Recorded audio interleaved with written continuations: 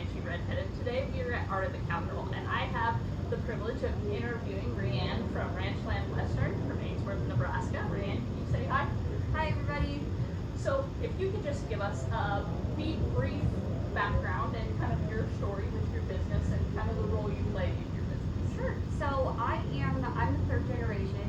My granddad started the store in 1959, and now my parents own the business. We are just an old-fashioned Western store. We hand shape our cowboy hats. We've got an old pot-belly wood stove in the middle of the store.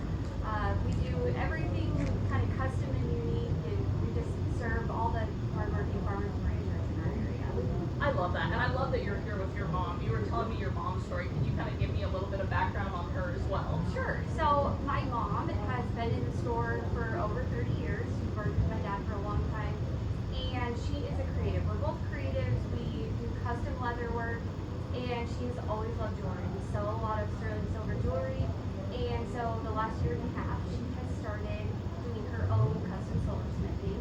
So we do a lot with turquoise and sterling silver, and it's just a great outlet for art. It's an addition to our business and a great way for us to be creative and get to work together as a mother-daughter duo. And she made all of the stuff that you're wearing, correct? She made quite a bit of it, yes.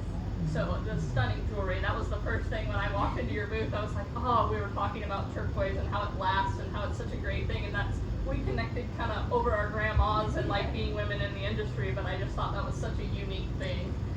So the other thing I wanted to ask you about, because obviously the purpose of these interviews is women that are challenging the status quo, that are out there in male-dominated industries. So as a young woman in this industry, can you talk about some of the challenges that you faced? Absolutely. Especially, I feel like I'm underestimated a lot working underneath my dad because he's unbelievably knowledgeable. He has worked really, really hard his entire life. He knows everything there is to know about the industry. But also, I've had the really unique opportunity to be in our Western store my entire life. So even as a 31-year-old, I have 31 years worth of experience in the Western industry. But people a lot of times underestimate me as a female, and I think it's really important that we stand up for ourselves and assert that we are valuable in this industry and that our knowledge is no less than anyone else. I love that so much because that's been part of my personal journey is learning how to value myself in these male-dominated industries. And the other thing we were talking about yesterday, which I really enjoyed, was playing the game by different rules, not being in the rat race. So can you talk about like running your own business, kind of how you make that work for you, your family, how it Sure. shows So just a little like background. So my granddad, before he started the store, he did everything. He delivered fuel. He was a painter. He was walking down the street one day and he was trying to decide like what his next business venture was going to be. And a guy asked him, said, "You know where I can buy a good pair of cowboy boots?" And he's like, "All right, there it is." And so we have just been like kind of trying to buck the status quo our whole entire business.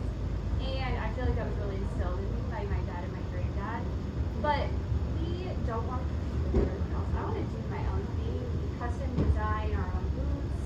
We hand shape all our hats. Like I think that's what's special about the Western industry is you really get to celebrate like who you are and all your uniqueness. And we just I don't know, we try and help people do that. We help them express themselves. I love that because you're not playing the game by other people's rules, and that's the whole purpose of these interviews is to showcase women especially who are changing